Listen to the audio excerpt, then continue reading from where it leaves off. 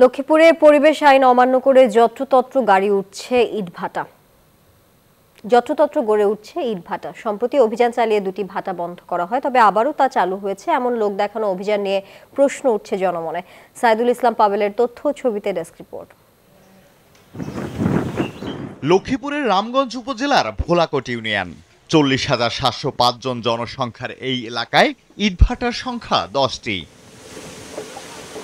এসব ভাটায় কয়লার পরিবর্তে পোড়ানো হচ্ছে কাঠ, ব্যবহার হচ্ছে ফসলি জমির মাটি।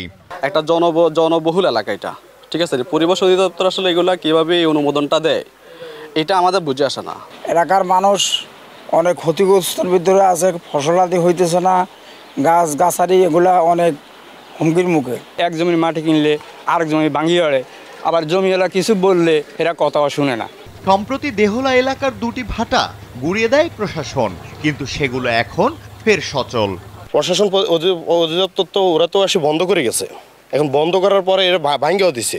পরিবেশ অজান্তে কিভাবে এই মিলফিল্ডটা চালু হচ্ছে, আসলে আমার প্রশাসনের কাছে দৃষ্টি আকর্ষণ করতে। মালিক পক্ষ বলছে বড় ধরনের ক্ষতি থেকে বাঁচতে ফের চালু করা হয়েছে ইটভাটা। যে মালামালগুলো আছে, আমাদের মাঝি মোল্লারা আছে, এরা তো আরো 1 বছর আগে টাকা পয়সা নিয়ে গেছে, আর মানুষের মাল সামানা দিতে হইব, যার জন্য এখন আমরা উপস্থিত না চালাই আমরা কি করি। আমার জেলা প্রশাসন বলছে অবৈধ ইটভাটা বন্ধে অভিযান অব্যাহত আছে। আশা করি ধারাবাহিকভাবে আমাদের এই অভিযানগুলো পরিচালনার মধ্য দিয়ে আমরা এর যে ঝুঁকিগুলো রয়েছে বা অবৈধ যে ইটভাটা সেগুলো আমরা আস্তে আস্তে নির্মূল করতে পারব। পরিবেশ অধিদপ্তর সূত্রে জানা যায়, জেলার 5টি উপজেলায় 140টি ইটভাটা রয়েছে।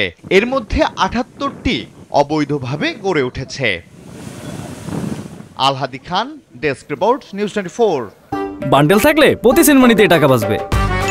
বিকাশ সেনমানি বান্ডেল কিনে জিতুন প্রতি লেনদেনে।